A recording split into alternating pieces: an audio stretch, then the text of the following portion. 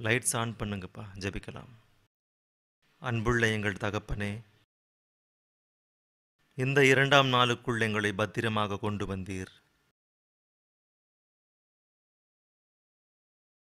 உங்களை குறித்த சந்தேகம் உலகத்திற்கே ஏற்பட்டது. அந்த சந்தேகங்களை நீக்கவே எங்களை பிறப்பித்தீர். உம்முடைய தன்மையை தெரியப்படுத்த பிள்ளைகள் கேட்டு பாக்கியவான்களாய் விடா முயற்சியுடன் நிலைநிற்க உம்முடைய வார்த்தைகளை அருளுமாறு இயேசுவின் நாமத்தில் இந்த ஜெபத்தை கேட்கிறேன் பிதாவே, ஆமென். பிரியமான தேவனுடைய பிள்ளைகளே, இன்று உலகத்தில் கடவுளின் மீது நம்பிக்கை இழந்தது.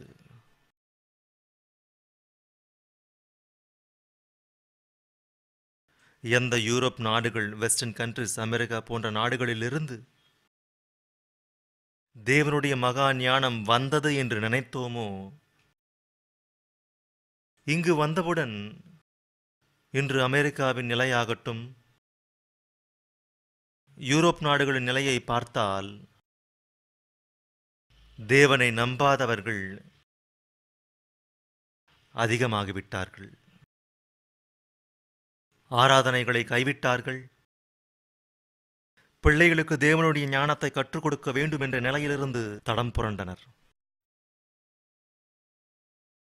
இதுதான் இன்றைய பயங்கரமான சூழ்நிலை. எங்கு பார்த்தாலும் தேவன் இல்லை என்ற வாதம். தேவன் என்பவன் இருந்தால் ஏன் நம்ப வேண்டும்? தேவைகள் ஏதாவது இருந்தால் நம்புவோம் என்று தேவனின் தன்மையை கேள்விக்குறியாக்கிவிட்டனர். இன்று கிறிஸ்தவர்களும் கூட அவர்களுடைய சாட்சிகளை நாம் கேட்டால், எங்களுக்கு இது நடந்தது, எங்களுக்கு இந்த நன்மை நடந்தது, எங்களுக்கு இந்த நன்மை நடந்தது, எனவே கர்த்தரை நம்பினோம். எங்கு பார்த்தாலும் நாம் இன்று கேட்பது இவைதான். எங்களுக்கு இந்த நன்மை நடந்தது, இந்த வியாதி நீங்கியது, கர்த்தரை நம்பினோம். நம்பாததற்கு முன்பு குழந்தை இல்லை, குழந்தை பிறந்தது, இப்போ கர்த்தரை நம்பினோம். குழந்தை பிறந்தது, கர்த்தரை நம்பினோம். கர்த்தரை நம்பினோம், குழந்தை பிறந்தது. இன்று இப்படிப்பட்டவைதான் சமுதாயத்தில் அதிகமாக இடம் பிடித்தன. என்றால் தேவனும் கூட தன்னை குறித்துத்தான் தம்முடைய தன்மையை ஒவ்வொருவருக்கும் தனித்தனியாக காண்பிக்க வேண்டுமா அவர்? அப்படி இருந்தால் விசுவாசம் என்பதற்கு அர்த்தமில்லை. விசுவாசம் என்றால் கண்ணுக்கு காணப்படாதவை இருக்கிறது என்பதின் நிச்சயம். நம்பிக்கை. விசுவாசம் என்றால் நம்பிக்கை. தேவனை பார்க்கவில்லை, நாம் தேவனை நம்புகிறோம். இயேசு சிலுவையில் அறையப்படுவதை பார்க்கவில்லை, நாம் நமக்காக ரத்தம் சிந்தியதை பார்க்கவில்லை, நாம் நம்புகிறோம். நரகத்தையும் சொர்க்கத்தையும் பார்க்கவில்லை, நாம் இருக்கு என்று நம்புகிறோம். இது நம்பிக்கை. விசுவாசம் என்றால் இது. அப்படி இருக்க வேண்டிய கிறிஸ்தவ விசுவாசம் இன்று எப்படி மாறிவிட்டது என்றால், கொடூரமாக சமாதியாக்கிவிட்டது சமூகம். கிறிஸ்தவம்தான். கிறிஸ்தவர்களே பார்த்தால்தான் தேவனை இவங்க நம்ப மாட்டாங்க, இவங்க பார்த்தாதான் நம்ப மாட்டாங்க. பைபிளில் பார்த்து நம்புகிறவர்களை விட காணாதிருந்தும் விசுவாசிக்கிறவர்கள் பாக்கியவான்கள். தரிசித்து நடவாமல் விசுவாசித்து விசுவாசத்தினாலேயே நம்புகின்றோம். தரிசித்து காண்பதினாலே அல்ல. இன்று கிறிஸ்தவமும் கூட பார்த்து கர்த்தரை நம்புவது ஆரம்பித்தது. ஏதாவது நடந்தால் நம்புவாங்க. அப்படி நடக்காவிட்டால் தேவனின் தன்மைக்கு கேள்வி எழுப்புவாயா? தேவன் இல்லை என்கிறாயா? தேவனுடைய பிள்ளைகளே, தேவன் இருக்கிறார் என்று நாம் நம்ப வேண்டும். எழுதப்பட்டது. ஒரு விஷயத்தை சொல்கிறேன். நான் இருக்கிறேன், என்ன பெத்தவங்க இருக்காங்க, அவர்களே என் பெற்றோர்கள் என்று நான் எப்படி நம்பினேன் பார்க்காமல்? நானாகட்டும் நீங்களாகட்டும் நம்மில் எந்த ஒருவரும் அந்த தாய் தகப்பன் பெற்றார்கள் என்று பார்க்காமல் அவர்கள் சொன்னால் அந்த வார்த்தையை கேட்டு நம்பினோம். நான் தாண்டா உன் மம்மி, அவர் தாண்டா உன் டேடி. நல்லா யோசிச்சு பாருங்க. நான் தாண்டா உன் மம்மி, உன் அம்மா நான் தான். ஆஹா, அப்படியா? அன்றிலிருந்து நாம் அம்மாவை நினைவில் வைத்துக் கொள்வோம். அவங்கள பார்த்து அம்மா என்று அழைப்போம். என்றால் கேட்டோம். கடவுள் இல்லை என்னும் நாத்திகனாகிய ஸ்டீஃபன் ஹாக்கிங்கிடமிருந்து இன்று தி கிராண்ட் டிசைன் என்ற புத்தகத்தை எழுதி உலகத்தை ஏமாற்றுகிறான் அவன். அவனுக்கு இந்த மீடியாக்காரங்க பட்டம் சுட்டினாங்க. அவனுடைய விஷயங்களையே சொல்லிக்கிட்டு போறாங்க. தேவனுடைய பிள்ளைகளே, அவனுக்கும் தெரியாதது என்னவென்றால் அவன் அப்பா ஆத்தா அவனை பெற்ற விஷயம் அவனுக்கு தெரியாது. அவனுடைய அப்பனும் ஆத்தாளும் அவனுக்கு சொன்னாங்க, ஸ்டீஃபன் ஹாக்கிங்குக்கு சொன்னாங்க, அடே நான் தாண்டா உன் அம்மா, நான் தாண்டா உன் டேடி. கவனமா கேட்கணும் நீங்க. தேவனுடைய வார்த்தைகள் மக்கள் மத்தியில் சென்று எந்த மட்டத்திலே போதித்தால் அடுத்தவனுடைய மண்டை கிர்ன்னு சுத்துமோ அதை சொல்கிறேன் உங்களுக்கு. ஈவன் ஸ்டீஃபன் ஹாக்கிங்குக்கும் கூட அவனுடைய அம்மா அப்பா பெற்றது அவனுக்கு தெரியாது. அவர்களே தெரிவித்தார்கள், அடே நான் உன் அம்மா, நான் உன் டேடிடா என்று. அவன் அம்மா பேரு ஏசபெல், அவன் டேடி ஒரு டாக்டர். இந்த Stephen Hawking scientist, NASA scientist, தலை சிறந்த விஞ்ஞானி என்கிறார்கள் என்று இவனை. அவனை சவால் செஞ்ச நேத்து உங்களுக்கு காட்டினேன் இல்லையா? அவனுக்கு பேச்சும் பார்வையும் இல்லை இன்று வரை. ஏனென்றால் என்னுடன் போட்டிக்கு வந்தால் தோற்று விடுவான் என்று அவனுக்கு நன்றாக தெரியும். நான் லண்டன் வரவா, நீ இந்தியாவுக்கு வருவியா என்று கேட்டேன். ஏன் சார்ஜ் எல்லாம் எந்துதான். நான் வந்து உன்னை லண்டனில் தோற்கடிக்கவா, நீ இந்தியாவுக்கு வந்து தோற்று போவாயா? அதுதான் லெட்டர். சிங்க கர்ஜனையில் இருக்கு பாருங்க. தேவனுடைய பிள்ளைகளே, அவனுக்கும் கூட அவனுடைய அம்மா அப்பா தெரிய வேண்டும் என்றால் அம்மா அப்பா சொன்னாங்க, அடே நொன்ற மொண்டமே நான் தாண்டா உன் அம்மான்னு. அவன் நொண்டிங்க. அவன் நான் தாண்டா உன் அம்மான்னு சொல்லணும். அப்ப அதை ஏன் நம்பனா? அதை எதுக்கு நம்பனா? கேட்ட வார்த்தைய நம்பலாமா? கேட்ட வார்த்தைய நம்பலாமா? கேட்ட வார்த்தை உண்மையானால் நம்பலாம். கேட்ட வார்த்தை உண்மை என்று உனக்கு தெரியுமா? ரொம்ப நாள் பிடிக்கும் கேட்ட வார்த்தை உண்மை என்று தெரிந்து கொள்ள. அதுவரை பொறுமையுடன் இரு. இதுக்காக இந்த தாய்க்கு நான் பிறக்கவில்லை என்றோ, எனக்கு தாய் என்பவளே இல்லை என்றால் அது அவனுடைய அறிவு கெட்டத்தனம். தேவனுடைய பிள்ளைகளே, தேவனுடைய தன்மையையும் இன்று நாம் எப்படி தெரிந்து கொண்டோம்? நான் எப்படி தெரிந்து கொண்டேன்? நான் எப்படி தெரிந்து கொண்டேன்? விசுவாசம் கேள்வியினாலே வரும். எதையாவது கேட்கணும் இல்லையாங்க? நம்பிக்கை என்று வர வேண்டும் என்றால் எதையாவது கேட்க வேண்டும். பைபிள் சொன்னது. எதை கேட்டேன்? விசுவாசத்தினாலே நமக்கு என்ன தெரிந்துவிடும் என்று நினைக்கிறோமா? இதற்கு முன்பு ஒரு சந்தர்ப்பத்தை நாம் ஆராய்ந்து அடுத்து அங்கு செல்லலாம். ரோமருக்கு எழுதின நிருபம் அப்போஸ்தலனாகிய பவுல் ரோமருக்கு எழுதின நிருபம் 1ஆம் அதிகாரம் 19-20 வசனங்களை தயவு செஞ்சு எல்லாரும் பாருங்க. இவைகளை நீங்கள் சமுதாயத்தில் அறிவிக்க வேண்டிய சந்தர்ப்பங்கள். ரோமர் நிருபம் 1ஆம் அதிகாரம் 19-20.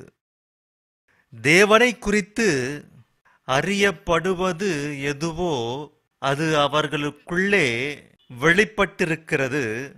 தேவனே அதை அவர்களுக்கு வெளிப்படுத்தியிருக்கிறார். நல்லா கேளுங்க. இதை எதுக்கு நம்பணுங்க? பைபிள்ல எழுதுனது மட்டும் நம்பலாமா? அது வரைக்கும் பார்க்கலாங்க. நம்பலாமோ நம்ப கூடாதோ, நம்பலன்னா வெளியே தூக்கி போட்டுலாம். இத தேவன் தன்னை குறித்த அறிமுகத்தில் இந்த வார்த்தைகளை எழுத வைத்தார். அவர் என்னங்க? என்னை குறித்து 19ஆம் வசனம், என்னை குறித்து அறியப்படுவது எதுவோ அது உங்களுக்குள்ளே வெளிப்பட்டிருக்கிறது. நான் உங்களுக்கு அதை வெளிப்படுத்தினேன். வெளிப்படுத்தினார். பாஸ்டென்ஸ் நடந்தாயிற்று. தேவனை குறித்து அறியப்படுவது எதுவோ வெளிப்படுத்திட்டாரா என்றால் நாம் இப்போது தேவனை தெரிந்து கொள்ளும் விஷயங்கள் தெரிந்துவிட்டதா? அவருடைய தன்மையை தெரிந்து கொள்ளும் நிலை நமக்கு தெரிந்துவிட்டது. பார்க்கலாம் அடுத்த வசனம். தேவன் காணப்பட மாட்டார், அதரிசனமானவர் என்று உள்ளது. உன் கண்ணுக்கு காணப்படவில்லை என்றால் அது இல்லை என்பது எப்படி தகும்? அப்படின்னு உன் தாயே உன்னை பெற்றார் என்ற விஷயம் நீ பார்க்காவிட்டாலும் நான் உன் அம்மாடா என்ற போது உன் தாயின் வார்த்தையை நம்பிய சொங்கி. அப்படித்தானங்க? ஸ்டீஃபன் ஹாக்கிங்ஸ மனசுல வச்சு பேசுறேங்க. அடே சொங்கி, உன் அம்மா சொன்னதை மட்டும் இங்க நம்புற, உன் தாயின் வார்த்தையை நம்பி பார்க்கலனாலும் நம்பின சொங்கி. எழுதப்பட்ட இந்த வார்த்தையை ஏண்டா நம்பல ஒரு கிறிஸ்டியனா? கடவுள் சொன்ன வார்த்தையையும் நம்பணும் இல்லையா? அம்மா சொன்னதை நம்பன, தேவன் சொன்னதையும் கேட்கணும் இல்லையா? அப்படின்னா கடவுளோட பெரியவளா உன் தாய்? கீழே சொல்றாரு என்னன்னு, அவர் காணப்பட மாட்டார். அவர் காணப்பட மாட்டார். தேவன் அவர் காணப்பட மாட்டார். காணப்படாத அவர் கேரக்டர் இருக்கு. அவருக்கு காணப்படாத தேவனுக்கு கேரக்டர் இருக்கு.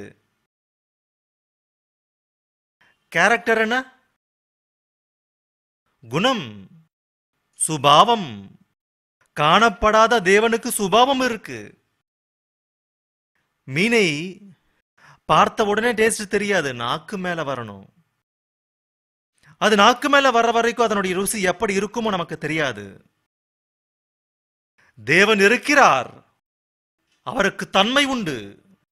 அவருடைய தன்மையை நாம் எப்படி பார்க்க முடியும்? அவருடைய கேரக்டரை பார்க்கணும்.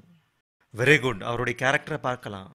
காணப்படாதவைகளாகிய அவருடைய காணப்படாதவைகள் ரெண்டு இருக்கு. ஒன்று எவர் லாஸ்டிங் பவர்.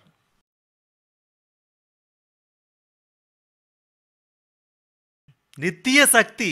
நித்திய சக்தி. நித்திய சக்தி. ஃபார் எக்ஸாம்பிள், இந்த ஸ்டேஜ்ல இந்த லைட்டிங் நீங்க பாக்குறீங்க,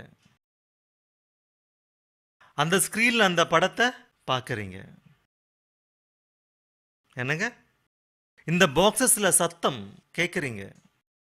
ஒரே சக்தி, ஒரே சக்தி இவை அனைத்தையும் உங்கள் நடுவில் நடப்பிக்கிறது என்று நீங்கள் நம்பணும். அது எலக்ட்ரிசிட்டி பவர், மின்சார சக்தி. இது காணப்படுமா? காணப்படாது. காணப்படாத வல்லமை. தொட்டா தீஞ்சிடுவ. ஆம்பிளிஃபயருக்குள்ள போனா சத்தம் வரும், பல்புக்குள்ள போனா வெளிச்சம் வரும், ப்ரொஜெக்டருக்குள்ள போனா படம் வரும். காணப்படும். வெப்பம் வேண்டுமானாலும் வெளிச்சம் வேண்டுமானாலும் சத்தத்தை கேட்கவும். அதன் ரூபங்கள் சக்தியின் ரூபங்கள் என்பார்கள் இவைகளை, சக்தி சொரூபங்கள். தேவனுக்கு காணப்படாத வல்லமை. தேவன் ஒரு காணப்படாத சக்தி. அந்த காணப்படாத சக்திக்கு தன்மை என்னவோ தெரியுமா? நித்திய சக்தி, எவர் லாஸ்டிங் பவர். என்னங்க எவர் லாஸ்டிங் பவர்? என்னங்க, அந்த ஜெனரேட்டர் இருக்கிறதுனால தான் இதெல்லாம் தெரியுது. அதுல டீசல் தீர்ந்ததுன்னா எல்லாமே இருட்டாயிடும், படம் தெரியாது, சத்தம் கேட்காது. என்னங்க ஜெனரேட்டர், அந்த ஜெனரேட்டர்ல டீசலை ஊத்துனாதான் இதெல்லாம். அவர் அப்படிப்பட்ட சக்தி அல்ல. எதையாவது ஊத்துனா வேலை செய்கிறவர் அல்ல அவர். நித்தியமும் வேலை செய்கிறவர் அவர். நித்தமும் வேலை செய்கின்ற சக்தி அவர். மோசே சென்றார். மோசே சென்று யாத்திராகமம், பெருந்தகையே, என்னை இஸ்ரவேலரிடம் போக சொல்றீங்க, நல்லது, நான் போக மாட்டேன்னு சொல்லல. ஆனா உங்க பேரை கேட்பாங்க. அவங்க கடவுள் பேரை கூட கேட்பாங்க, அட்ரஸை கேட்பாங்க. ஒருத்தன் அமெரிக்காவில் ஒரு கேஸை போட்டான் கோர்ட்ல. அதை நான் சிங்க கர்ஜனையில் எழுதினேன். அவன் கேஸ் என்னன்னு தெரியுமாங்க? கடவுள் மேல கேஸ போட்டாங்க அவன் அமெரிக்கால. வேற யாரும் கிடைக்கல அவனுக்கு. அந்த ஜார்ஜ் புஷ் கிடைக்கல. அதுக்கு முன்னாடி கிளின்டன் கிடைக்கல அவனுக்கு. ஆ? ஒபாமாக்கு முன்னாடிங்க. இத்தனைக்கு கேஸ் என்னன்னா, இவருக்கு கொஞ்சமாவது அறிவு இருக்கா கடவுளுக்கு? இந்த சூறாவளி என்ன, இந்த பயங்கரமான பூகம்பம் என்ன, இதனால நிறைய பேர் சாகுறாங்க, எத்தனையோ பேர் கொல்லப்படுகிறாங்க, அதனால மர்டர் கேஸ் ஃபைல் பண்ணுங்கன்னு சொன்னான். யார் மேல? தேவன் மேல. அப்ப இவனுக்கு மிஞ்சினவன் ஜட்ஜு. இவன் ஒரு புறம்போக்குன்னா அவன் 2 மடங்கு புறம்போக்கு அவன். அமெரிக்காக்காரங்க அறிவாளிங்கன்னு நீங்க நினைக்கலாம். ஆனா அவனுக்கு மாதிரி புறம்போக்குன்னு ஒருத்தன் கிடையாது. எப்பவும் பப்ளிக்கா சொல்லுவேன் நான் இதை. இனி ஜட்ஜி அவன். இந்த ஜட்ஜி என்ன சொன்னானா, கடவுளுக்கு அட்ரஸ் எங்க இருக்குடா, நாங்க அவருக்கு சம்மன் அனுப்புறதுக்கு. தேவனுக்கு அட்ரஸ் எங்க இருக்கு? அட்ரஸ் இல்ல இல்லையா, கேஸ் அடிச்சிடுறேன்னு சொன்னான். நீ யார் மேல கேஸ போறியோ அவர் வீட்டு நம்பரு, எந்த தெரு, அவர் எந்த ஊரு, இதெல்லாம் கொடுக்கணும் இல்லையா? நீ எதுவுமே கொடுக்காம இப்படி கேஸ போட்டா யாருக்கு அனுப்பணும் இந்த நோட்டீஸ? இந்த கேஸ ஃபைல் பண்ணி இந்த நோட்டீஸ நான் யாருக்கு அனுப்பணும் அப்படின்னு கேஸ் அடிச்சிட்டான். பாத்தீங்களா? அட்ரஸ் இல்லாதவரா தேவன்? தேவனுடைய பிள்ளைகளே, இதே போல அன்று மனிதர்களுக்கு இருந்த சந்தேகம். உங்க பேரை கேட்பாங்க. நீ எந்த பேரை சொல்லணும்னு யாத்திராகமம் 3ஆம் அதிகாரம் 13, 14 வசனங்களில் மோசே, உம்முடைய நாமம் என்ன என்று இஸ்ரவேலர் என்னை கேட்பார்கள், அப்போது நான் என்ன சொல்ல வேண்டும் தேவனே என்று கேட்டார். அதற்கு தேவன் சொல்றாரு, இருக்கிறவர், நித்திய சக்தி, நான் இருக்கிறவர், நித்திய சக்தி நான் என்று சொல். போ போ. என்னங்க, நாம் இருக்கோம் அப்படின்னா பிடி சுந்தர் ராவ் இருக்கிற வரைக்கும் தான் அட்ரஸ் இருக்கும். அப்படின்னா பிடி சுந்தர் ராவ் இல்லாத காலம் எது? சரீரத்தை விட்டு செல்லும் காலம். அப்போ அட்ரஸ் டெட். இந்த பிடி சுந்தர் ராவ் செத்தா இனி கரஸ்பாண்டன்ஸ் இருக்காது, போஸ்டல் கரஸ்பாண்டன்ஸ் நடக்காது. ஏதாவது கேஸ் இருந்தா எடுத்துடுவாங்க, ஏதாவது வர வேண்டியது இருந்தா அடுத்தவங்களுக்கு கொடுப்பாங்க, ஏன்னா அவர் போயிட்டாரு. மனிதன் அட்ரஸ் இல்லாதவன். இந்த தேகத்துடன் இருந்தபோது அட்ரஸ் இல்லாதவன். அப்படித்தானே? தேகம் போனா இன்னும் அட்ரஸ் இல்லாதவன். சாதாரணமாகவே சரீரத்துடன் இருந்தால் அட்ரஸ் இல்லாதவங்க. இந்த அட்ரஸ் இல்லாத மனிதன் அட்ரஸ் இருக்கும் தேவனை கேட்கிறான். தன்மையை யோசிச்சு பாருங்க, தேவனின் தன்மையை கேட்கிறான். அவனுக்கு கால் இல்ல, கை இல்ல, வாய் விழுந்துச்சு ஹாக்கின்ஸுக்கு. அவன் தேவனின் தன்மையை வினா எழுப்பினான். Design of book, the grand design of book என்ற புத்தகத்தை எழுதினான். உலகளாவிய வெளியீடு. உலகத்திலே தேவனே இல்லை. தேவனுடைய பிள்ளைகளே, அவர் நித்திய சக்தி. நித்திய சக்தி எங்க இருக்கு? எங்க இருக்குங்க? நமக்கு எப்பயாவது நித்திய சக்தி தெரியுமா? சூரியோதயம், சூரியன் உதிக்கிறான். ஆமாங்க, உதிக்கிறான். அஸ்தமனம், சந்திரோதயம், சந்திரனும் உதிக்கிறாங்க, சந்திர அஸ்தமனம். சில நட்சத்திரங்கள் சில சீசன்ல தெரியும், சில நட்சத்திரங்கள் சில நாட்கள்ல தெரியாது. சப்தரிஷி நட்சத்திர மண்டலம், எக்ஸாம்பிள் சப்தரிஷி நட்சத்திர மண்டலம் என்றால் ஏப்ரல், மே, ஜூன். இன்னும் முன்னாடி போனா மார்ச், ஏப்ரல், மே, ஜூன். இந்த 7 நட்சத்திரங்களும் நமக்கு தெரியும். கேள்வி கேள்வி கொஸ்டின் வடிவில் இருக்கும் இந்த 7 நட்சத்திரங்களும். அதுதான் சப்தரிஷி நட்சத்திர மண்டலம். இவை எல்லா சீசனிலும் தெரியாது வானத்திலே. இனி ஹேலி நட்சத்திரம் நீங்க கேட்ட இருப்பீங்க. ஒவ்வொரு 75 ஆண்டுகளுக்கு ஒரு முறை பூமிக்கு அருகாமையில் வந்து செல்லும். என்னங்க? ஒவ்வொரு 75 ஆண்டுகளுக்கு ஒரு முறை பூமிக்கு அருகாமையில் வந்து செல்லும். W வடிவத்தில் இருக்கும் மற்றொரு நட்சத்திர மண்டலம் இருக்கிறது. அது 300 ஆண்டுகளுக்கு ஒரு முறை நாம் இருக்கும் இந்த பூமிக்கு அருகாமையில் வந்து செல்லும். இப்போ பிறந்தவங்களுக்கு தெரிஞ்சிருக்காதுன்னு நினைக்கிறேன். 20 ஆண்டுகளுக்கு முன்னாடி யாராவது இருந்தா இந்த மைதானத்தில் இருக்கிறவங்க அப்ப இந்த W வடிவில் இருக்கிற இந்த நட்சத்திர மண்டலம் வந்தது. நான் பார்த்தேன். 300 ஆண்டுகளுக்கு பிறகு மீண்டும் வரும் என்றால் போவதும் வருவதும் போவதும் வருவதும் போவதும் வருவதும் என்றால் இவை போகுமா? சுற்றுகிறது மகனே, சுற்றுகிறது, சுற்றுகிறது. இவை சுற்றுகிறது. பூமி சுற்றுகிறது, நட்சத்திரங்கள் சுற்றுகிறது, சந்திரன் சுற்றுகிறான், சூரியன் சுற்றுகிறது. அப்பப்ப சுற்றுவதல்ல இவை. நம்ம பஸ் மாதிரி, நம்ம ட்ரெயின் மாதிரி, நம்ம பிளேன் மாதிரி எப்போதும் சுற்றுபவை இவை. என்னங்க, இவைகளை குறித்த விஷயங்களை சிலதை எழுதினேன், படிக்கிறேன், கவனமா கேளுங்க.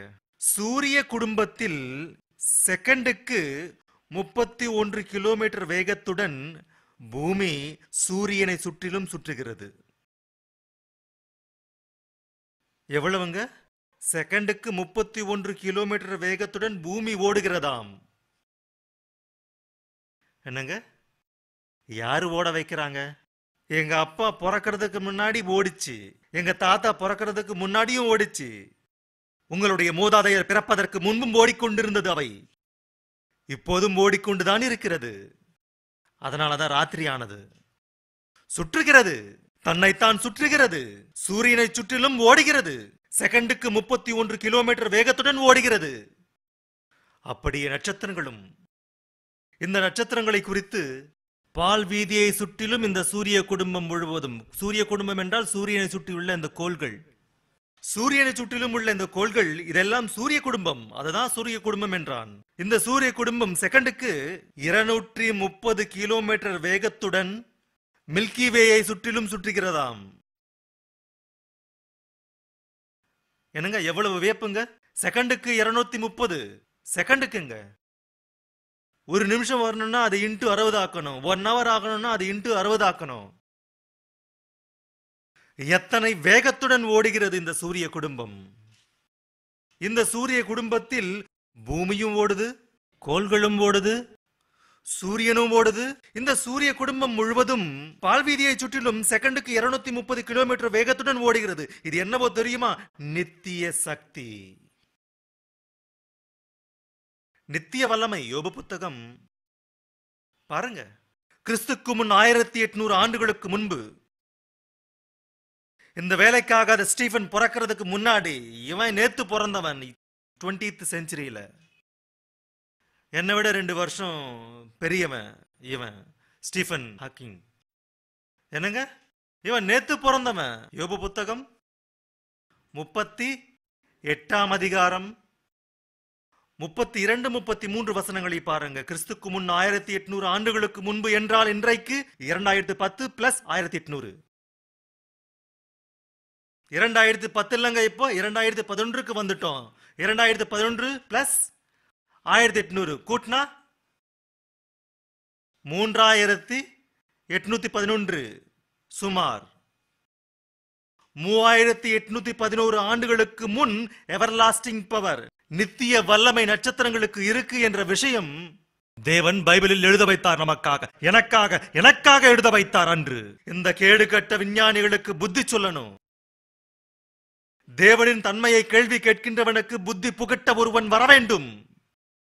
அவன் வரவேண்டும். வந்த அவன் ஜீவ வசனத்தை கையிலே ஏந்தி உலகத்திலே ஒளியாய் இருப்பதற்கு இதை எழுத வைத்தார் என்கிறேன் இன்று நான் உங்களுடன். 38 யோபு புத்தகம் 32, 33. அதின் காலத்திலே நட்சத்திர ராசிகள் என்றால் மண்டலங்கள். எத்தனை மண்டலங்கள் இருக்கு? பால்வீதி நட்சத்திர மண்டலம் இருக்கு, ஆண்ட்ரோமேடா நட்சத்திர மண்டலம் இருக்கு, ஹைட்ரோசென்டார்ஸ் நட்சத்திர மண்டலம் இருக்கு. இதே போல எத்தனையோ நட்சத்திர கோடிக்கணக்கான மண்டலங்கள். சில ஆண்டுகளுக்கு முன்பு வரை 800 மண்டலங்கள் மட்டுமே இருக்குன்னு சொன்னது இந்த சயின்ஸ். மண்டலம், ஒரு மண்டலத்தில் பல கோடி நட்சத்திரங்கள் இருக்கு. ஒரு மண்டலத்திலே பல கோடி நட்சத்திரங்கள் இருக்கும். ஒரு மண்டலத்தில் பல கோடி நட்சத்திரங்கள் இருக்கும். அப்பேற்பட்ட மண்டலங்கள் இந்த வானத்திலே, இந்த அண்டத்திலே எவ்வளவு இருக்கோ தெரியுமாங்க? இன்று வரை கணக்கு தெரியலையாம். இப்ப கோடி கணக்கில் இருக்க மண்டலங்களின் எண்ணிக்கை.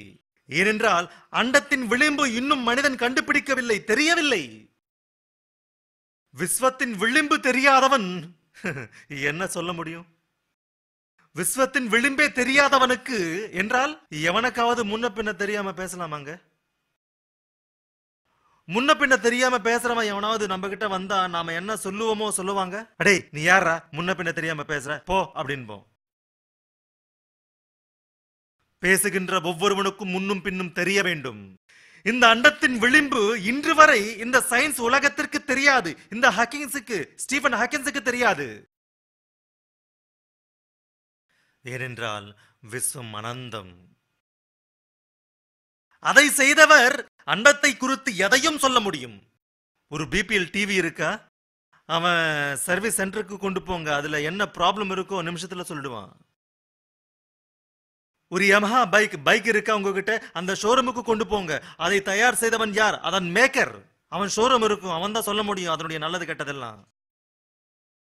ஒவ்வொன்றுக்கும் ஒரு மேக்கர், ஒரு கர்த்தர், சிருஷ்டி கர்த்தர் இருப்பான். மேக்கர் என்பாங்க. கர்த்தர், கர்த்தர் அதை சிருஷ்டித்தவன். அது மோட்டார் பைக்கா, கலர் டிவியா, ஃப்ரிட்ஜா, ஏர் கண்டிஷனர் எதுவாகவும் இருக்கலாம். ஒரு மேக்கர்.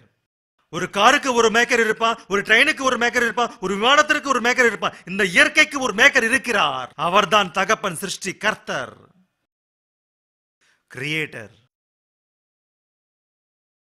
தேவன் என்ன சொல்கிறார், என்ன சொல்றாரோ பாருங்க. அதுல அதினதின் காலத்திலே நட்சத்திர ராசிகளை வரும்படி வரப்பண்ணுவாயாடா ஸ்டீஃபன் ஹாக்கிங்ஸ்.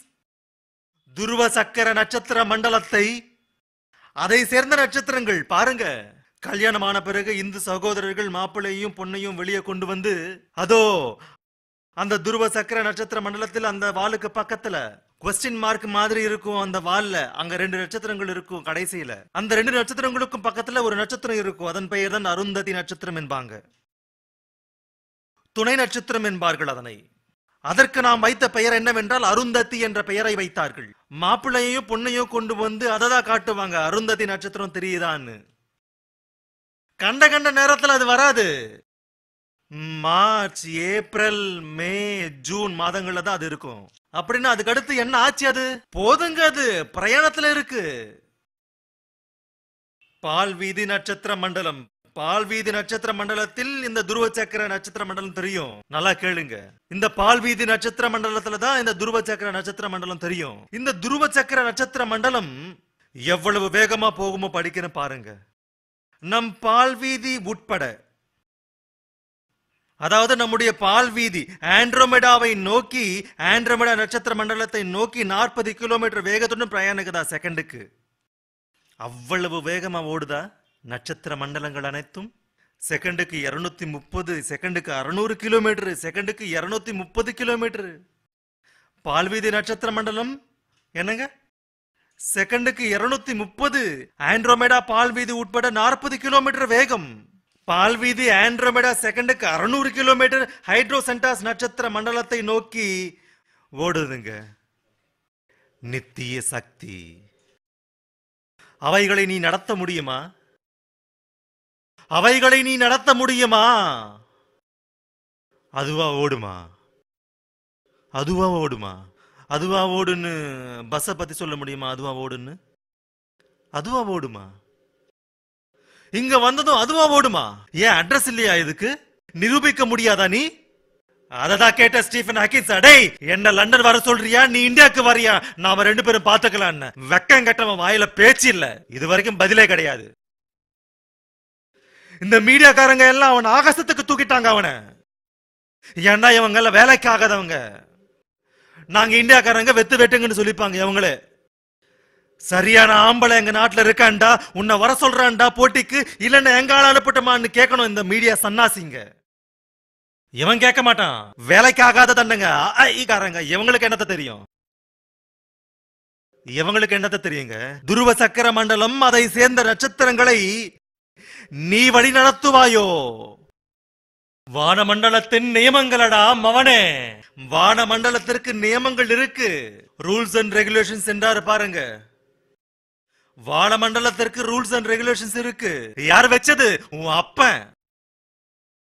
உன் அப்பன்டா. அவர் பேர் தான் கிரியேட்டர். பூமி மீது சட்டம் என்று இருந்து, அந்த சட்டத்தை நடத்துவதற்கு அரசாங்கம் என்று இருந்து, அந்த அரசாங்கத்தின் கீழே நீதிமன்றங்கள், இந்த போலீஸ், இந்த சிறைச்சாலைகளும் இல்லை என்றால் உங்களை யாராவது பிடிக்க முடியுமா? வாதிக்கிறங்க கோர்ட்லனா, இது மக்கள் கோர்ட்டுங்க. பப்ளிக் மீட்டிங்ல பேசுறேனா? ஒரு நாட்டிற்கு ஒரு அரசாங்கம், அந்த அரசாங்கத்திற்கு ஒரு சட்டம், அந்த சட்டத்தை அமல்படுத்தும் ஒரு நீதி அமைப்பு, அதன் கீழ் போலீஸ், அதன் கீழ் சிறைச்சாலைகளும் இல்லை என்றால் அந்த நாட்டின் குடிமக்களை கட்டுப்படுத்த முடியுமா? எந்த நாடானாலும். இது உனக்கு தெரிந்த சட்டம். பூமி மீது இந்த சட்டமே இல்லை என்றால் அன்கண்ட்ரோல் ஆகிவிடும் இந்த சமுதாயம் என்று இந்த சட்டத்தை நாமே செய்து கொண்டோம். காவல்துறையை நாமே செய்து கொண்டோம். இந்த நீதித்துறையை நாமே செய்து கொண்டோம். குற்றம் செய்தவன் மக்கள் மத்தியில் வைக்காமல் பிடித்து 4 சுவற்றின் மத்தியில் சிறையில் அடைத்து விட்டோம். இதற்கே ஒரு சட்டம் என்று இருந்தால் தேவன் உன்னை கேட்கிறார் என்று. வானத்தின் நியமங்களை நீ அறிவாயோ? அதற்கும் ரூல்ஸ் அண்ட் ரெகுலேஷன்ஸ் இருக்கு. ஏன்னு தெரியலங்க, சூரிய இன்னைக்கு லேட் ஆயிடுச்சு 1 ஹவர்னு எந்த நியூஸ் மீடியாக்காரனோ சொன்னானா உங்களுக்கு? என்னங்க எதுக்குன்னு தெரியலங்க. இப்பெல்லாம் பூமி ரொம்ப மெதுவா சுத்துது. உள்ள கிரீஸ் ஆயிடுச்சா இல்லைன்னா ஆயில் ஆயிடுச்சா என்னன்னு தெரியலங்க. இப்பெல்லாம் பூமி சுத்துறது நிப்பாட்டுச்சுன்னு எவனாவது சொன்னானாங்க நீங்க பிறந்ததுல இருந்து? என்னங்க சார்ஜிங் தீந்துடுச்சு, பேட்டரி தீந்துடுச்சு, பவர் தீந்துடுச்சுன்னு என்னங்க என்ன தெரியலங்க. இப்பெல்லாம் சரியா சூரியன் எரியறது இல்ல, டிம் ஆகுதுன்னு எவனாவது சொன்னானாங்க? இது ரூல்ஸ் அண்ட் ரெகுலேஷனுங்க. ஏன் மார்ச், ஏப்ரல், மே, ஜூன் மாதங்களிலேயே இந்த துருவ சக்கர நட்சத்திர மண்டலம் உனக்கு ஏன் காணப்பட வேண்டும்? அதற்கு ரூல் அப்படி வச்சாரு. யாரு? அதை செய்தவர், மேக்கர், கிரியேட்டர், சிருஷ்டிகர்த்தர். எவ்ரி 75 இயர்ஸ்க்கு ஹேலி எதற்கு வர வேண்டும்? கட்டளைங்க, அவர் கட்டளை. அதுக்கு அதுவே வரும்னு சொல்லுவியா? அடே, அது வேலைக்காகாதவன் சொல்லும் வேலைக்காகாத பேச்சுடா ஸ்டீஃபன் ஹாக்கிங். தண்டச்சேரு உன்னை சயின்டிஸ்ட்னு சொன்னவனுக்கு புத்தி இல்லடா.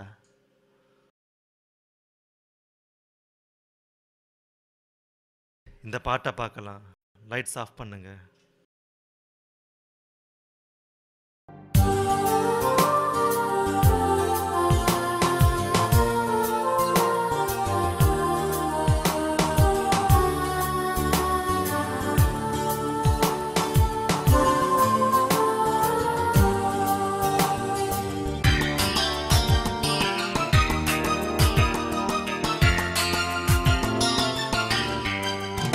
దేవుడెవరు దేవుడెవరు దేవుడెవరని సందేహం వలదు. దేవుడెవరు దేవుడెవరు దేవుడెవరని సందేహం వలదు. ఈ సృష్టి దేవుడు కాదని, సృష్టిని తిప్పే శక్తి ఉన్నాదని, ఆ శక్తే దేవాది దేవుడని. దేవుడెవరు దేవుడెవరని సందేహం వలదు.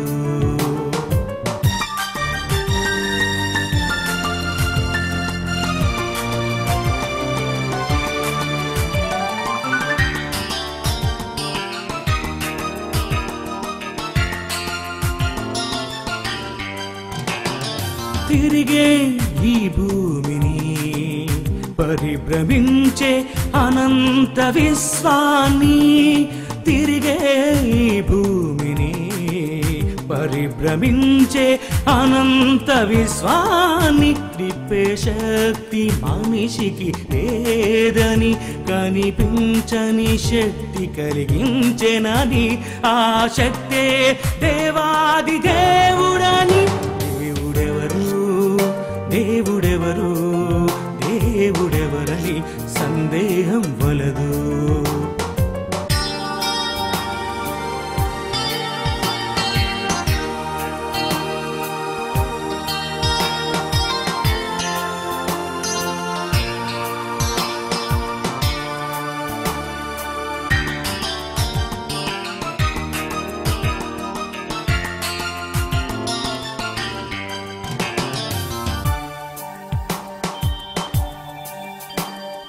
దేవుడు మనిషిని చేశాడు,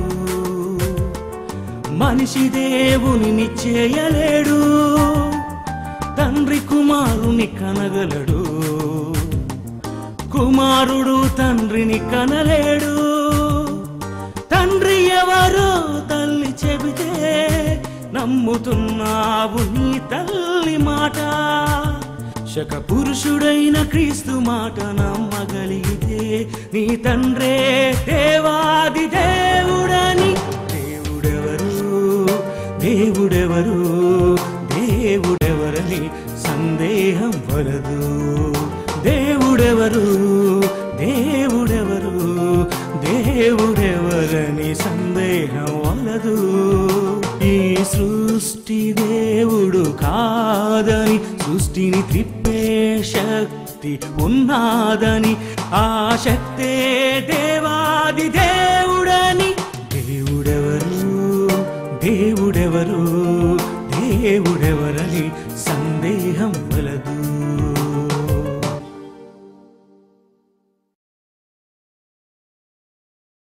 லைட்ஸ் ஆன் பண்ணுங்கப்பா. ரோமர் நிருபம் 1ஆம் அதிகாரம், ரோமர் நிருபம் 1ஆம் அதிகாரம் 20ஆம் வசனம். காணப்படாதவைகளாகிய அவருடைய நித்திய வல்லமை, தேவத்துவம் தெரிந்து கொள்ள வேண்டும் என்று இந்த உலகில் எந்த மூடனாவது நினைத்தால், இங்க எழுதுறாரு பாருங்க, உலகம் உண்டானது முதற்கொண்டு அந்த உலகில் பிறந்த ஒவ்வொரு பொருளையும் ஆலோசித்தால் தேவனின் தன்மை கிளியரா தெரியும் என்றாரு பாருங்க. மனுஷன் செஞ்சது ட்ரெயின் எப்பவும் நேரத்துக்கு வராது. மனுஷன் செஞ்சது ஃபிளைட் எப்ப நின்னுடுமோ தெரியாது. மனுஷன் செஞ்சது எம்டிசி பஸ் எப்ப நின்னுடுமோ எப்ப ஃபெயில் ஆயிடுமோ தெரியாது. மனிதன் கண்டுபிடித்தது எதுவானாலும் கச்சிதமானது அல்ல என்று ஒப்புக்கொண்டு தீர வேண்டும்.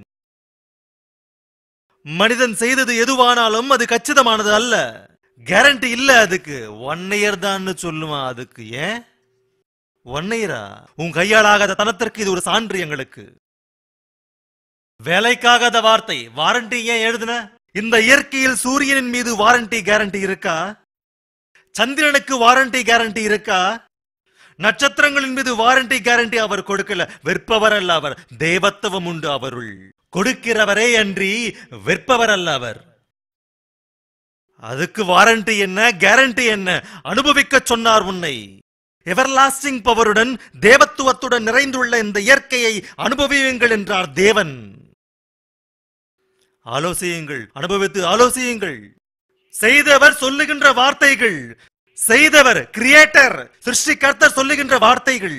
செய்யாதவன் அறிவி கெட்டவன் 20ஆம் நூற்றாண்டில் பிறந்த காலில்லாத முண்டோ ஸ்டீஃபன் ஹாக்கிங் என்பவன் இவ்வளவு ரஃப் லாங்குவேஜ் எதுக்கு யூஸ் பண்றோம்னு தெரியுமாங்க? இந்த விஞ்ஞான உலகத்தை யாராவது கௌரவிப்பார்கள் என்று. யார் இந்த விஞ்ஞான உலகத்தை கௌரவிப்பார்களோ, ஸ்டீஃபனுக்கு பட்டம் சூட்டுகிறார்களோ, இந்த மீடியாஸுக்கு வெட்கம் வர வேண்டும் என்று சொல்கிறேன். இந்த வார்த்தைகள் இந்த மீடியாஸுக்கு வெட்கம் வர வேண்டும்.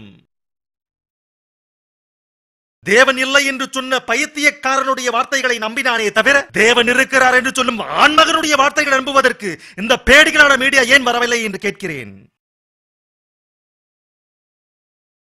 வந்தால் இயேசு கிறிஸ்து பெரியவராவார், வந்தால் பைபிள் போற்றப்படும். பின்ன நீ என்ன சேலையை கட்டி படுத்துப்பியாடா தண்டம்? தம் இருக்கிற சேனல்னு சொல்றிய, ஏண்டா அறிவு கட்ட வார்த்தை? உனக்கு எங்க இருக்கு தம்மு?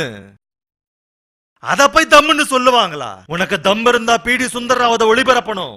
உனக்கு தம் இருந்தா ஸ்டீஃபன் ஹாக்கின்ஸை இந்தியாவுக்கு வர வைக்கணும். இல்லையா உனக்கு தம் இருந்தா நான் லண்டனுக்கு போறேன்னு சொல்லணும் இந்த மீடியாக்காரன். அது தம்முன்னா சோடா புடிய துறக்கிறது இல்ல, தம்முன்னா குடிக்கிறதுக்கு. தரிகட்ட ஒரு நடிகனை கொண்டு வந்து என்னங்க அவன் கையில ஒரு கூல்ட்ரிங்க் பாட்டில கொடுத்து குடிக்க தம் இருக்கான்னு தப்புன்னு துறப்பான். அதுக்கு முன்னாடியே திறந்து வச்ச மூடிய. அத உண்மையை அவன் துறக்க முடியாது. எத்தனை பேரை ஏமாத்துவீங்கடா நீங்க எல்லாம்? இந்த மீடியா, இந்த வியாபாரிகள், இந்த போகஸ் பீப்புள், இவங்க எல்லாம் எத்தனை பேரை ஏமாத்துவாங்க பாருங்க. எப்பேற்பட்ட சேலஞ்சு செஞ்சனும் லைட்ஸ் ஆஃப் பண்ண தேவையில்லப்பா. மீடியாவை எப்பேற்பட்ட சேலஞ்சு பண்ணணும் பாருங்க.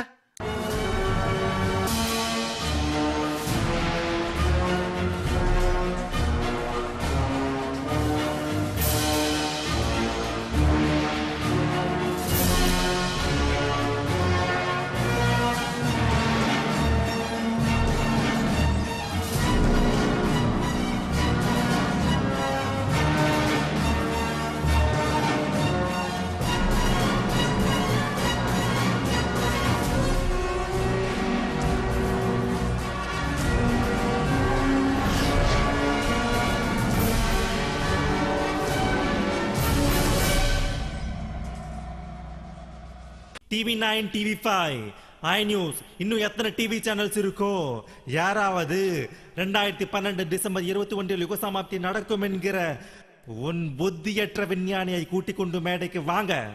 2012 டிசம்பர் 21 உலகம் அழிந்துவிடும் என்று நம்பி அவர்கள் அறிக்கைகளை காட்டும் நீங்கள் ஆண்மை இருந்தால் உங்கள் விஞ்ஞானிகளை கூட்டிக் கொண்டு வாங்க. வரவேற்புரைக்கிறேன். பகிரங்க சவால். நான் தோற்றுவிட்டால் உருவாக்கும் 2 கோடி பைபிள் ஓபன் யூனிவர்சிட்டி இந்தியா உங்களுக்கு எழுதி கொடுப்பேன். நான் தோற்றுவிட்டால் இங்கேயே இந்த மேடையில் எழுதி கொடுப்பேன். 2012 யுகசமாப்தி நடக்கும் டிசம்பர் 21 என நீங்கள் அறிவித்தபடி நீங்கள் நினைத்தபடி நடப்பதாக நினைத்தால், நான் சொன்னபடி நடக்காது என்று நினைத்தால், நான் உருவாக்கும் Bible open university India Visakhapatnam 2 கோடி ரூபாயில் கட்டிய பவனத்தை உங்களுக்கு விட்டுவிடுவேன். இல்லையா, நீங்கள் அனைவரும் இயேசு கிறிஸ்துவை தம் ரட்சகராக ஏற்றுக்கொண்டே தீர வேண்டும். பைபிள் உயர்ந்தது என்று எல்லா மீடியாவில் வாய் திறந்து அறிவிக்க வேண்டும். எனிபடி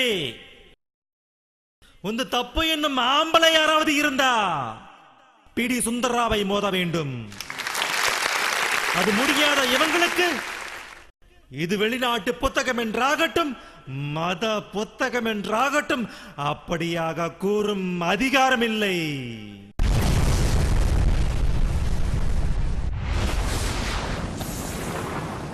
எவனோ சொன்ன விஞ்ஞானிகளின் கற்பனைகளை எல்லாம் மக்கள் மத்தியில் கொண்டு வருகிறார்கள். இவர்கள் அனைவரும் பயமின்றி தைரியமாக சாதனை முனைப்புடன் சும்மாவே இல்லதானுங்க. ஏதோ நம்மள ஸ்டுடியோவுக்கு வர வச்சு நீ என்னத்த சொல்றேன்னு கேட்டு வீட்டுக்கு அனுப்புவதல்ல. என்கிட்ட எல்லாம் எப்படி இருக்குன்னா, ஒன்னு அது இல்லைன்னா இது. நீயா நானான்னு பார்த்தனோ சரியான தம்மோட சேலஞ்ச பண்ணனானா தம் இருக்கிற சேனலுங்கய்யா. என்னங்க அந்த ஏபிஎன் கார தம் இருக்கிற சேனல்ன்றான். நீங்க நம்புறீங்களா அவனை? இவங்க எல்லாம் பேடித்தனமுள்ள சேனல்ஸ், தண்டமான சேனல், தம் இருக்கிற சேனல்ல. இது மீடியாக்காரன சொல்றவன எவனையாவது பாத்தீங்களா நீங்க? இப்ப பாக்குறீங்க பிடி சுந்தர்ராவ.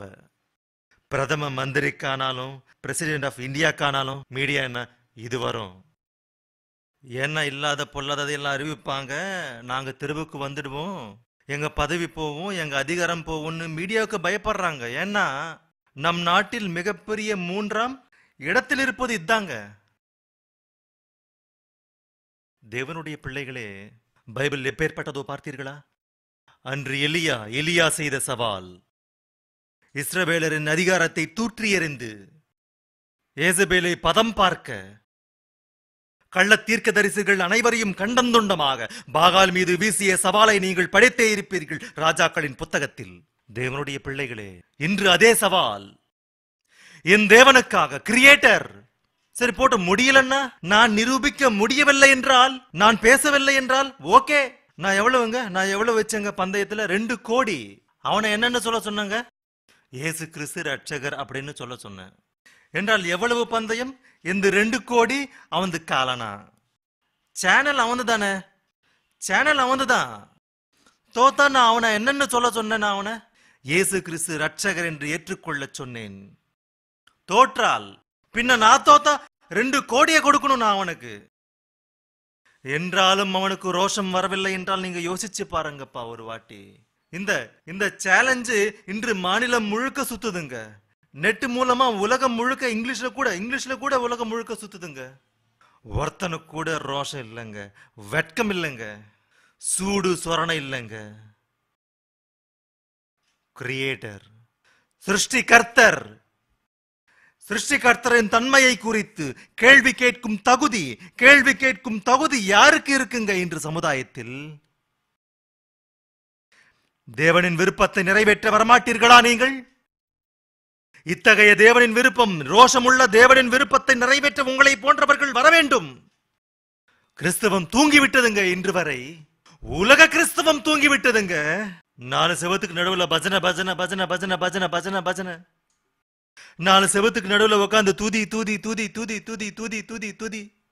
நீ பஜனை செய்தால் ஆத்துமாக்கள் ரட்சிக்கப்படுமா? நீ 72 மணி நேரம் துதி செய்தால் ஆத்துமாக்கள் ரட்சிக்கப்படுமா? நீ தேவனுக்கு பஜனை செய்தால் உன்னை விட பஜனை செய்கிறவர்கள் கோடான கோடி பேர் இருக்காங்க. அவங்க தேவதூதர்கள். புரியுதா? யெகோவா பரிசுத்தர் பரிசுத்தர் பரிசுத்தர் பரிசுத்தர், துதியாராதனை. எப்பத்திலிருந்து? பல 100 கோடி ஆண்டுகளாக கோடான கோடி தேவதூதர்கள் உன் தகப்பனை துதி ஆராதனை செய்கிறார்கள். கர்த்தர் பரிசுத்தர் பரிசுத்தர் பரிசுத்தர். அவர் அங்க என்னத்தை யோசிக்கிறாரா பாருங்க பைபிள்ல. இவங்க துதி ஆராதனை அடிக்கிறாங்க, கோடான கோடி பேரு. தேவதூதர்கள் தேவனுக்கு எத்தனை பேர் இருக்காங்களோ தெரியுமாங்க? கோடிக்கணக்கில், கோடிகள். வெளிப்படுத்தின விசேஷம் 5ஆம் அதிகாரம் எத்தனை தேவதூதர்கள் இருக்காங்களோ பாருங்க. ஆஃப்டர் 700 கோடி. இப்ப 2012ஆம் ஆண்டுக்கு உலக மக்கள் தொகை ஆஃப்டர் 700 கோடி. ஆனால் தேவனிடம் உள்ள தேவதூதர்களின் எண்ணிக்கை எவ்வளவோ தெரியுமா? 5ஆம் அதிகாரம் 11ஆம் வசனம். வெளிப்படுத்தின விசேஷம். நான் பார்த்தபோது சிங்காசனத்தையும் ஜீவன்களையும் மூப்பர்களையும் சூழ்ந்த அநேக தூதர்கள், அவர்களுடைய இலக்கம் 10,000 கோடிகள். அப்பேற்பட்ட கோடான கோடி தேவதூதர்கள் தேவனை துதிக்கிறார்கள். ஏசாயா புத்தகம் 6ஆம் அதிகாரம். கர்த்தர் பரிசுத்தர் பரிசுத்தர் பரிசுத்தர் அப்படின்னு சும்மாவே துதிச்சுக்கிட்டு இருந்தா நம் தகப்பன் சிருஷ்டிகர்த்தர், கிரியேட்டர், அவர் என்ன யோசிக்கிறாரோ பாருங்க. 3ஆம் வசனத்தில் 8ஆம் வசனம். பின்பு தேவன், யாரை நான் அனுப்புவேன்? எங்கள் காரியமாய் எங்கள் வேதனையை சொல்வதற்கு உலகத்திற்கு ஒருவன் போக வேண்டும். இது தேவனின் உள்ளத்தில் உள்ள வார்த்தை. இவங்க என்னடானா கோடான கோடி பேர் அடிக்கிறாங்க கர்த்தர் பரிசுத்தர் பரிசுத்தர் பரிசுத்தர் அப்படின்னு. ஆனால் தேவன் என்ன சொல்லுகிறாராம்? அந்த துதி ஆராதனைகளின் மத்தியில், அந்த தூப ஆராதனையின் நடுவில், அந்த கோடான கோடி தேவதூதர்களின் அந்த அந்த அந்த வார்த்தைகளை கேட்டு அவர் என்ன சொல்லுகின்றாராம்? ஐயா, யாரை நான் அனுப்புவேன்? எங்கள் காரியமாய் யார் போவான்? ஏன் உங்களுக்கு என்ன ஆச்சு தேவனே? என்ன ஆயிச்சா? நான் இல்லை என்று, சிருஷ்டிகர்த்தரே இல்லை என்று, சிருஷ்டி தேவனால் உண்டானது அல்ல என்று, தேவன் என்பவனே அல்ல, இல்லை, எல்லாம் பொய் என்று எல்லாரும் ஏமாத்துறாங்க அங்க உலகத்துல. அநேகர் தேவன் இல்லை என்று. உலகம் முழுவதும் ஒன்றுபட்டது அவர்களுடன். அப்படிப்பட்டவர்களிடம் சென்று நான் இருக்கிறேன் என்று தொடையை தட்டி சொல்லுகின்றவன் யார் இருக்கிறான்? யாரை நான் அனுப்புவேன் என்று அன்று அவர் கேட்டார். அது தேவனின் உள்ளம். அந்த உள்ளத்தை தெரிந்து கொண்ட நீ 4 சுவற்றின் மத்தியில் உட்கார்ந்து மோளம் கொட்டினால் போதுமா மகனே? 4 சுவற்றின் மத்தியில் உட்கார்ந்து வெறும் ஜெபித்தால் போதுமா மகனே? அவன் என்னடான்னா உலகத்துல மீடியாவை சம்பாதிச்சிட்டான். அவன் நெட்வொர்க் பெருசு. அவந்து சாத்தானின் நெட்வொர்க், டோட்டல் மீடியா எல்லாம் அவன்தான், சேனல்ஸ் எல்லாமே அவன்தான். அவனை குறித்து தான் சொல்லிக் கொள்கிறான். என்னை குறித்து சொல்கிறவன் யாருமே இல்லையே. யார் இருக்கிறார்கள் என்னை குறித்து சொல்பவர்கள்? யார் இருக்கிறார்கள்? ஒரு காலத்திலே மோசே இருந்தான், ஒரு காலத்தில் இயேசு கிறிஸ்து இருந்தார், ஒரு காலத்தில் பவுல் இருந்தான், ஒரு காலத்தில் ஸ்தேவான் இருந்தான், ஒரு காலத்தில் எத்தனையோ மகா வீரம் பொருந்தியவர்கள் இருந்தார்கள். இன்று யார் இருக்கிறார்கள் சொல்லுங்கள்? யாரோ வர வேண்டும் இந்த சமுதாயத்தை எதிர்பட்டு போர் புரிய. கிறிஸ்தவனே வேண்டும், கிறிஸ்தவனே வர வேண்டும். இந்த சமுதாயத்தை தவறான வழியிலிருந்து ரட்சிப்பவன் கிறிஸ்தவனே.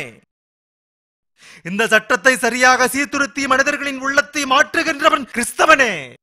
இந்த அரசாங்கத்தை, அதிகாரத்தை நிற்க வைத்து கேள்வி கேட்பவன் கிறிஸ்தவனே. லைட்ஸ் ஆஃப் பண்ணுங்கப்பா, வர வேண்டும்.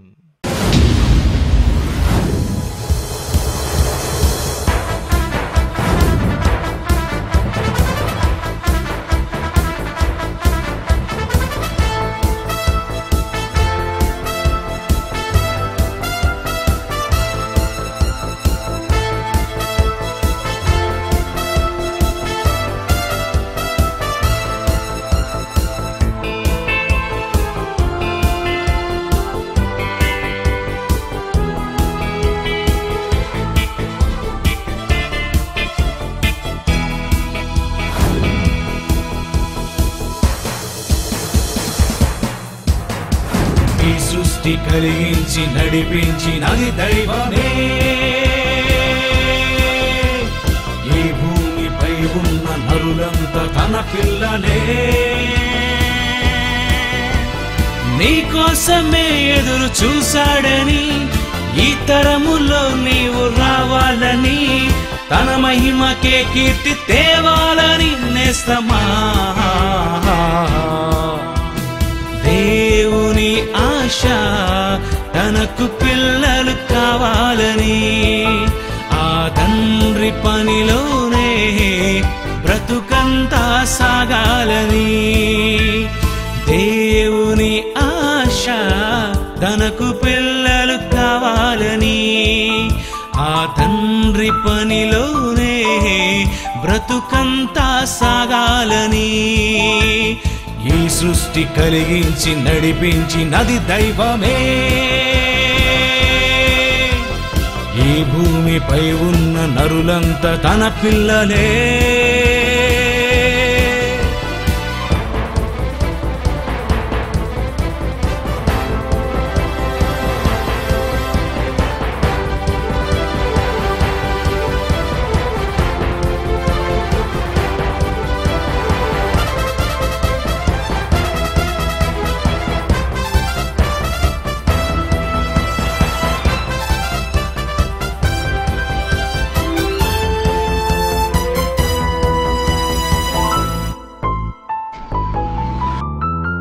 మోషే వలె నడిపించుము, విసిగించిన మాటను మరువకు. ఏ పదవిని ఆశించకు, శోధించిన నీవు పని మానకు. అవమానమే ఎదురైనా బహుమానమే ఉంది, గురి చూడుము. దేవుని ఆశ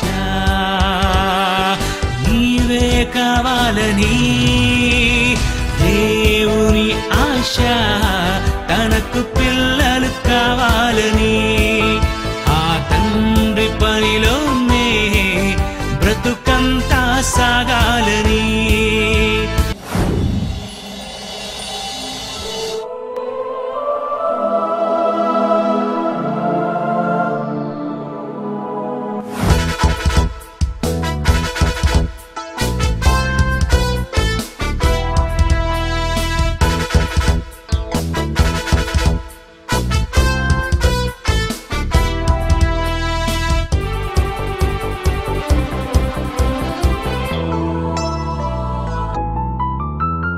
ప్రభు యేసులా పని చేయుము, సాతాను శోధిస్తే ఎదురించుము.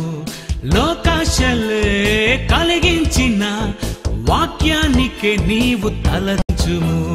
తల్లిదండ్రులే వదిలేసిన మన తండ్రి పని మీదే ఉండాలని, దేవుని ఆశ నీవే కావాలని. దేవుని ఆశ తనకు పిల్లలు కావాలని, ఆ తండ్రి పనిలోనే బ్రతుకంతా సాగాలని. ఈ సృష్టి కలిగించి నడిపించినది దైవమే, ఈ భూమిపై ఉన్న నరులంతా తన పిల్లలే.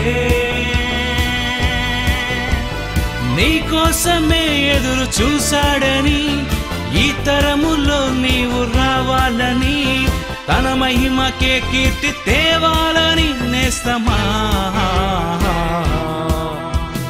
దేవుని ఆశ తనకు పిల్లలు కావాలని, తనకు పిల్లలు కావాలని, తనకు పిల్లలు కావాలని. అందుకే Bible open city India international వారు 2012 జనవరి 1వ తారీఖు కల్లా ఒక పెద్ద భవనాన్ని ప్రారంభోత్సవం చేస్తున్నారు. అదేంటో తెలుసా? 12 ఏళ్ల మీ పిల్లలను తీసుకొచ్చి నాకు అప్పగించాలి, 5 ఏళ్ల తర్వాత వచ్చి మీ పిల్లని అమ్మాయిని అబ్బాయిని తీసుకెళ్ళండి. ఎలాగో తెలుసా? ఒక పౌలు తీసుకెళ్ళినట్టు వెళ్ళాలి, ఒక స్టెఫెన్ను తీసుకెళ్ళినట్టు వెళ్ళాలి. బైబిలులో సమాజం కోసం, దేవుని ఇష్టం నెరవేర్చటం కోసం ప్రాణాలు అర్పించిన మహనీయుల్ని, ఒక రూతును తీసుకువెళ్ళు, ఒక ఎస్తేరును తీసుకువెళ్ళు, ఒక మరియను తీసుకువెళ్ళు. దేవుని రూపాన్ని మూర్తిభవించి పెంచుతాను కష్టపడి, నేను బ్రతికుంటే మీ పిల్లల్ని మీకు అప్పగిస్తాను. నాకు అప్పగించే 5 ఏళ్ళు మీ పిల్లాడిని. தேவனுடைய பிள்ளைகளே, அழிந்து போகின்ற இந்த சமுதாயத்தை காப்பாற்ற பெற்றவர்களாக நீங்கள் வேண்டும். உங்கள் கர்ப்பத்திலிருந்து வரும் உங்கள் பிள்ளைகள் வேண்டும். தேவனை வர்க்கரிக்கும் காலம் இது. கர்த்தரை தவறு பிடிக்கும் காலம் இது. பைபிள் மத புத்தகம் என்று சொல்லும் காலம் இது. சமுதாயத்தில் எத்தனையோ பேர் அநியாயமாய் போகிறார்கள். கிறிஸ்தவ நாடுகள் என்று அழைக்கப்பட்ட யூரோப் நாடுகள், அமெரிக்கா போன்ற நாடுகளில் இன்று பக்தி அழிந்தது. காரணம் உங்களுக்கு தெரியும். இந்த உலகத்தில் நடக்கின்ற அநீதி, அக்கிரமம், அஞ்ஞானம். அவர்களின் பேச்சையை கேட்கிறார்கள் இந்த மூடர்கள். அவர்கள் நடுவில் பிறந்து தேவனை நம்பினவர்களையும் உட்பட தேவனுக்குள் இருந்து வெளியே கொண்டு போகிறார்கள். அத்தகைய பயங்கரமான சூழ்நிலை சூழ்ந்துள்ளது உலகம் முழுவதும். இன்றோ நாளையோ உலகம் அழிய போகிறது. இந்த அழிவிற்கு முன்பு சிலரையாவது அக்னிக்குள் போகாமல் காப்பாற்ற வேண்டிய பொறுப்பு கிறிஸ்தவ பெற்றோர்களாக உங்கள் மீது உள்ளது. உங்கள் பணத்தை கேட்க நாங்கள் வரவில்லை. உங்கள் சம்பாத்தியத்தை கொடுங்கள் என்று நாங்கள் கேட்கவில்லை. ஏதோ கட்டுகிறேன் இந்த கூட்டத்தில் எனக்கு பணத்தை கொடுங்கள் என்று கையேந்தவில்லை. உங்கள் பிள்ளைகளை கொடுங்கள். தேவன் கொடுத்த பலன்கள் அவை. அந்த பலன்களை நீங்கள் சரியாக வளர்க்க முடியாமல் போகிறீர்கள். இந்த சமுதாயத்தில் நீங்கள் பள்ளிக்கு அனுப்பினால் அங்கேயே கட்டி போகிறார்கள். ஆட்டோல ஏறின ஆட்டோல கெடுக்கிறாங்க, பஸ்ல ஏறின பஸ்ல கெடுக்கிறாங்க, ரோட்ல போன ரோட்ல கெடுக்கிறாங்க. கடைசியா காலேஜுக்கு அனுப்பின அங்கேயும் ஆசிட ஊத்தி சாகடிக்கிறாங்க. பள்ளிக்கு சென்று கல்வியை கற்க ஆசிரியர்கள் இடத்தில் அனுப்பினா அவங்களே கெடுக்கிறார்கள் பிள்ளைகளை. அதனால் தான் உங்கள் பிள்ளைகளை எனக்கு கொடுங்கள் என்று நான் கேட்கிறேன். அது அப்படிப்பட்ட பள்ளி அல்ல, எப்படிப்பட்ட கல்லூரி அல்ல, எப்படிப்பட்ட பல்கலைக்கழகமும் அல்ல. எல்லா வசதிகளுடன் கடுமையான பாதுகாப்பான வளையத்திற்குள் உங்கள் பிள்ளைகளை 5 ஆண்டுகள் நான் வளர்க்க வேண்டும். எவ்வளவு கஷ்டமோ யோசிச்சு பாருங்க. வளர்க்கணும். இந்த சமுதாயத்தின் வஞ்சக நிழலும் அவர்கள் மீது விழக்கூடாது. இந்த சமுதாயத்தின் போக்கிரி வார்த்தைகளை ஒன்றையும் அவர்கள் கேட்கக்கூடாது. அப்படி வளர்ப்பேன் உங்கள் பிள்ளைகளை. நீங்கள் கிறிஸ்தவர்கள், தேவனுடைய பிள்ளைகள். நீங்கள் எத்தனையோ தூரத்திலிருந்து ஆவலுடன் வந்தவர்கள். உங்கள் பிதாவின் மீது உங்கள் அன்பு இன்னும் சாகவில்லை. அதனாலதான் நீங்க வந்தீங்க. அவர் கனவு கண்டவர்கள் வேண்டும். அன்றைய சந்ததியில் அவர்கள் அனைவரும் ஒருவர் பின் ஒருவராக பிறந்தார்கள். இந்த சந்ததியில் யார் பிறந்தார்கள் சொல்லுங்கள். நீங்கள் பிறந்தீர்கள். நீங்களாவது ஆலோசியுங்கள். ஒரு நல்ல முடிவை எடுங்கள். இந்த இருண்ட சாம்ராஜ்யத்தை துடைத்தெறியுங்கள். ஜீவ வசனத்தை கையில் ஏந்திய நம்முடைய பிள்ளைகள் உலகத்திலே சுடர்களாக காணப்பட வேண்டும். நீங்கள் உலகத்திற்கு ஒளியா இருக்கிறீர்கள் என்ற அவருடைய வார்த்தைகள். மண்ணாக்காதீர்கள், உண்மையாக்குங்கள். 4 சுவற்றின் மத்தியில் அல்ல பஜனை, 4 சுவற்றின் மத்தியில் அல்ல பூஜை, 4 சுவற்றின் மத்தியில் அல்ல ஆராதனை. உனக்கு நீயே பலியாவதே ஆராதனை. கோயிலில் உட்கார்ந்து பாட்டு பாடுவதே ஆராதனை என்று நினைக்கிறார்கள். குட் ஃப்ரைடே என்று கட்டை சிலுவையை முதுகில் சுமந்து சென்றால் அதுவே ஆராதனை என்று நினைக்கிறார்கள். இயேசு பிறந்த அன்று கிறிஸ்துமஸ் ட்ரீயை வைத்து பண்டிகை செய்வதை ஆராதனை என்று நினைக்கிறார்கள். அல்ல மகனே, அல்ல, அல்ல மகனே, அல்ல. இது ஆராதனை என்றால் குமாரன் தன் பிதாவுக்கு செய்த சிலுவையின் மீது பலியாதல். அவரை நினைவு கூறும்படி அந்த புரோகிராமை எதற்கு செய்தார் அவர்? நீயும் உன் சகோதரரை அன்பு கூற வேண்டும். நான் எப்படி அன்பு கூர்ந்து என் உயிரை வைத்தேனோ, நீங்களும் உங்கள் சகோதரரை அன்பு கூர்ந்து அவர்களுக்காக உயிரை கொடுக்க கடனாளிகளை இருக்கிறீர்கள். அவர் உலகத்தை எவ்வளவோ அன்பு கூர்ந்ததினாலே தனக்கு இருக்கும் முதற் பேரான குமாரனை நமக்காக உயிரை எடுத்தார். சிலுவையில் ரத்தம் சிந்த வைத்தார். தன் முதற் பேரான குமாரனையே சாகடித்துக் கொண்ட பிதா உன்னை விட்டு விடுவார் என்று நீ எப்படி நினைக்கலாம்? நம்மை அவர் விட்டுவிட மாட்டார். நாமும் பலியாக வேண்டும். சூரியன் பலியாகிறான், ஆராதனை. சந்திரன் பலியாகிறான், ஆராதனை. நட்சத்திரங்கள் பிரகாசித்து பலியாகின்றன, ஆராதனை. நிலம் விளைகிறது, ஆராதனை. செடி முளைக்கிறது, ஆராதனை. அந்த செடியிலிருந்து வந்த அந்த தானிய விதைகளை நாம் சாப்பிடுகின்றோம், அது ஆராதனை. ஆராதனையில் பலி இருக்க வேண்டும். நீ பிழைக்க வேண்டும் என்றால் ஒருவன் சாக வேண்டும். இது இயற்கையில் உள்ள நியதி. பணியே ஆராதனை. Work is worship. ஒரு கோழி பலியாக வேண்டும் உனக்கு சிக்கன் வேண்டும் என்றால், ஒரு ஆடு பலியாக வேண்டும் உனக்கு மட்டன் வேண்டும் என்றால், ஒரு செடி பலியாக வேண்டும் உனக்கு வெஜிடேரியன் வேண்டும் என்றால், ஜீவராசிகள் அனைத்தும் உனக்காகவே பலியாகிறது எதற்கென்று என்றாவது ஆலோசித்தாயா? நீயும் பலியாக வேண்டும் என்று கற்றுக் கொடுக்க தேவன் செய்தார். நீதிமொழிகள் 16ஆம் அதிகாரம் 4ஆம் வசனம். நீதிமொழிகள் 16ஆம் அதிகாரம் 4ஆம் வசனம். கர்த்தர் சகலத்தையும் தமக்கென்று படைத்தார். படைப்பில் உள்ள அனைத்தும், தேவன் படைத்த பொருட்கள் அனைத்தும், உலகம் பிறந்தது முதற்கொண்டு சிருஷ்டிக்கப்பட்டவைகள் அனைத்தும் தேவத்துவம், நித்திய வல்லமையே அல்ல, தேவத்துவமும் உண்டதில். அந்த தேவத்துவத்தில் என்ன இருக்கு? பலியை கேட்கிறார் அவர். பலி. இயேசுவை பலி கேட்டார், பவுலை பலி கேட்டார், அப்போஸ்தலர்களை பலி கேட்டார், ஸ்தேவானை பலி கேட்டார். பழைய ஏற்பாட்டில் இருந்து பலி காரியங்கள் ஆரம்பமாயிற்று.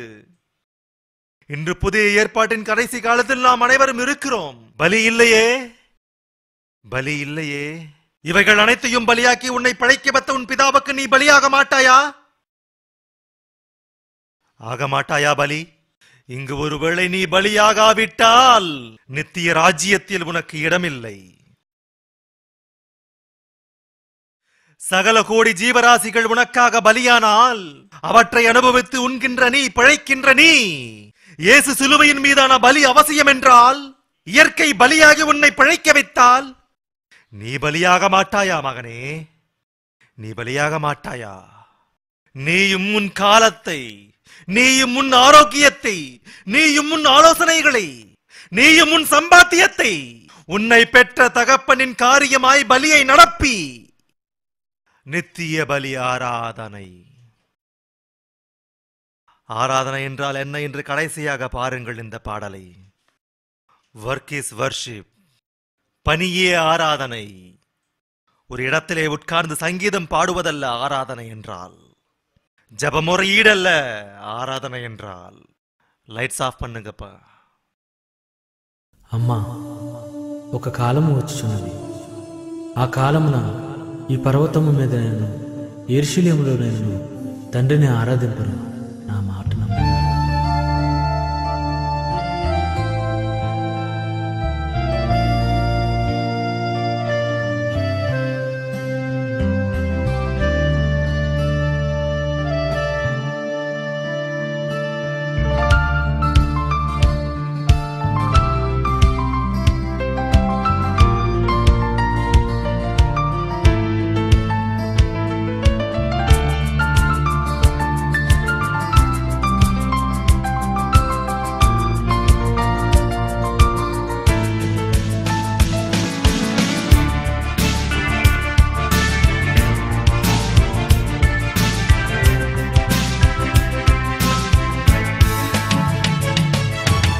స్తుతి చేయుటే కాదు ఆరాధన, దేవుని పని చేయుటయే ఆరాధన. గమనించు దేవుని మనసులో ఆవేదన, వినిపించు ఈ సువార్తను ప్రతివేదన. వర్క్ ఇస్ వర్షిప్, దేవునితో ఫెలోషిప్. వర్క్ ఇస్ వర్షిప్, దేవునితో ఫెలోషిప్. ఆరాధన ఆరాధన, ఆత్మను రక్షించుటయే ఆరాధన. ఆరాధన ఆరాధన, దేవుని పని చేయుటయే ఆరాధన. స్తుతి చేయుటే కాదు ఆరాధన. ఆరాధన, దేవుని పని చేయుటయే ఆరాధన.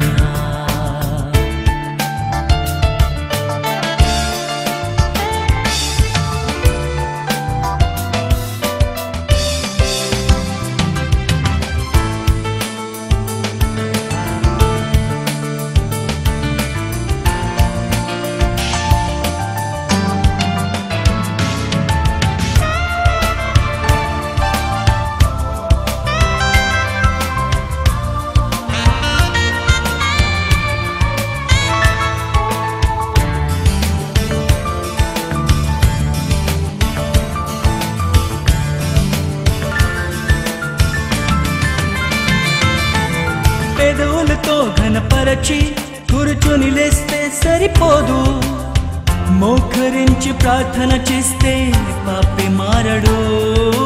పెదవులతో ఘనపరచి కూర్చొని లేస్తే సరిపోదు, మోకరించి ప్రార్థన చేస్తే పాపి మారడు.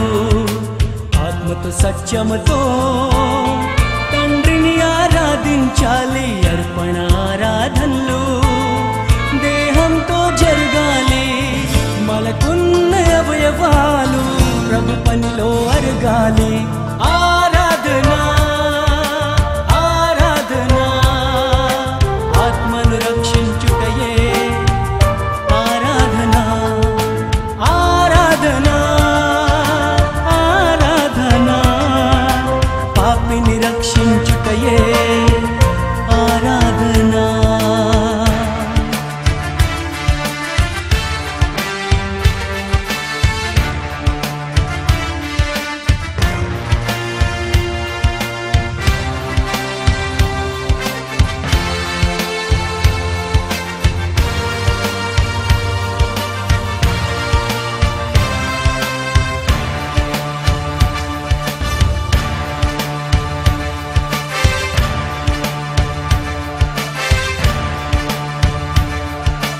ఆత్మల రక్షణ మరచి ఆచరిస్తేనే సరిపోదు, ఆజ్ఞ మరచి ఆరాధిస్తే పాపి మారడు.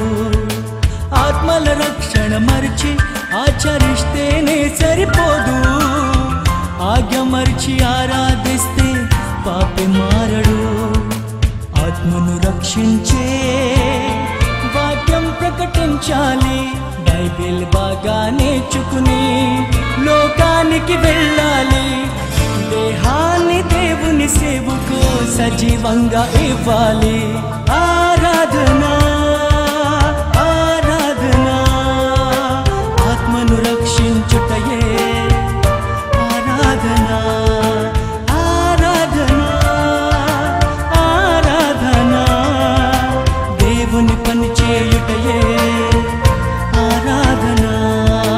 ఆరాధన ఆరాధన ఆత్మను రక్షించుటయే ఆరాధన. ఆరాధన ఆరాధన ఆజ్ఞను నెరవేర్చుటయే ఆరాధన.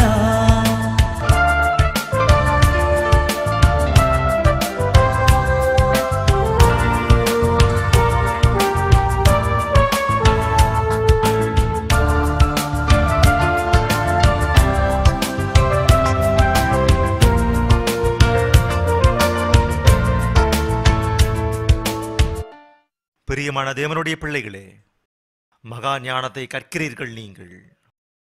இது ஒரு புரட்சி. கடைசி கால அழைப்பு முடிவு பொழுது கண்விழிப்பாக உலகத்திற்கு அனுப்பப்பட்ட ஒரு சத்தம் மட்டுமே நான். நீங்கள் அனைவரும் வர வேண்டும், இரட்சகராய் மாற வேண்டும், சமுதாயத்தை காப்பாற்ற வேண்டும், தகப்பனின் விருப்பத்தை நிறைவேற்ற வேண்டும், பிரியமான பிள்ளைகளாய் அழைக்கப்பட வேண்டும். நாளை சந்திக்கலாம். கண்களை மூடுங்க. அன்புள்ள தகப்பனே, உம் பிள்ளைகளுக்கு உம் வார்த்தைகளை கேட்க வைத்தேன், உம்முடைய குமுறலை கேட்க வைத்தேன், உம்முடைய விருப்பத்தை கேட்க வைத்தேன். உம்முடைய பிள்ளைகள் அமைதியான சூழ்நிலையில் உம்முடைய வார்த்தைகளை கேட்டார்கள்.